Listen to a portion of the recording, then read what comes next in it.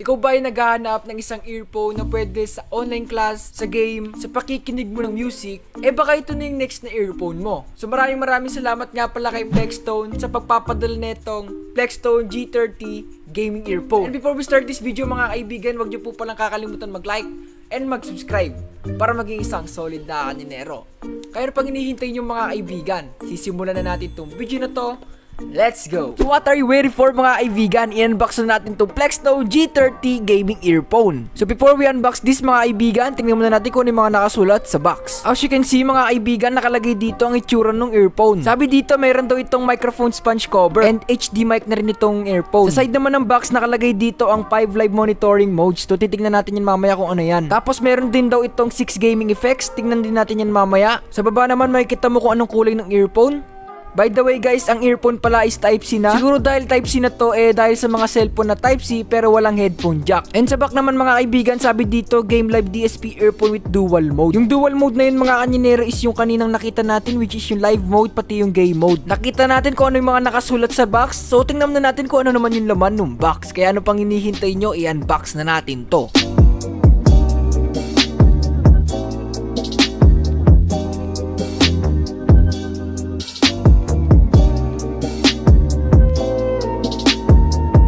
So inside the box mga kaibigan, meron ditong storage bag na kung saan is pwede mo tong gamitin para ilagay ang earphone mo. Para sa build quality netong storage bag, mapoprotektahan naman niya kung ano yung mga nakalagay sa loob.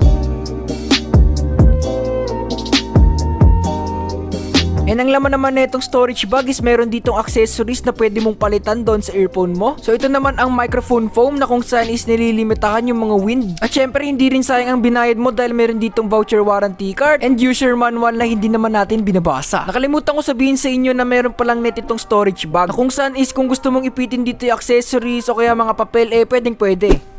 So this is the Plextone G30 gaming earphone. So meron nga palang dalawang kulay itong gaming earphone. Meron tong black and green. Ang pinadala sa atin is kulay green. I like the color combination mga kaibigan, black sa green. Napakaganda tingnan. Kapag makikita mo talaga yung kulay, masasabi mong parang pang gamer talaga. Tapos meron nga palang logo dito sa mismong earphone. Meron din itong microphone na flexible and which is pwede mo siyang i-detach dun sa mismong earphone. Ang polar pattern nitong microphone is omnidirectional.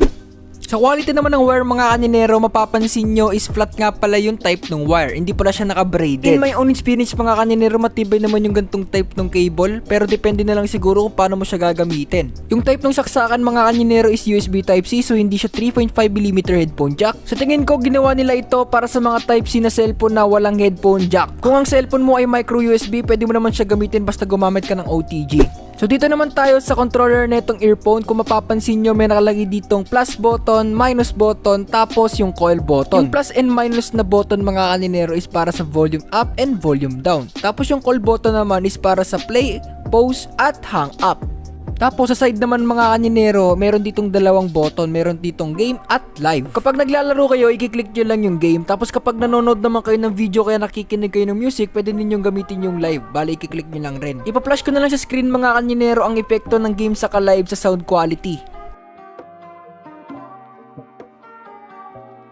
Ngayon ay sinasound test na natin mga kaninero ang G30 gaming earphone na ipinadala ni Plextone. So yung naririnig yung microphone quality isa ay nanggagaling sa G30 gaming earphone. So ito ay raw voice. So wala akong inedit dito. Ang ginawa ko is plug and play lang. Test 1, 2, 3, sound test 1, 2, 3.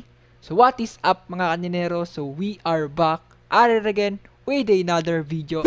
So ngayon naman mga kaninero, sasabihin ko naman sa inyo yung na-experience ko dito sa Plextone G30 gaming earphone. Unang-unang sasabihin ko sa inyo syempre kung ano yung sound quality na ito pati yung microphone quality. Unahin muna natin yung sound quality. Ang masasabi ko nga pala sa sound quality is maganda yung kanyang bass. Sa totoo lang nung tinry ko yung kanyang sound quality mga kaninero, parang kinikiliti yung tenga ko kada bass nung pinapakinggan kong tugtog. And para sa akin, para sa price niya, napaka worth it niya pagdating sa sound quality. Para sa akin mga kaninero, maganda yung kanyang microphone quality. Pwedeng pwedeng itong microphone quality mga kaninero pagdating sa vlogging, sa online class, o di kaya sa pakikipag-usap mo sa cellphone. Mas nagustuhan ko rin pala dito sa gaming earphone mga kaninero is meron akong pwedeng pagpilian, like for example, pwede akong mag-game mode, pwede rin akong mag-live mode. So yung dalawang yun mga kaninero is merong dalawang effect pagdating sa sound quality nitong earphone. So itong G30 gaming earphone ng Plextone ay nagkakahalaga ng 899 pesos. Tapos meron din silang 40 pesos off kapag ginamit niyo ang coupon code na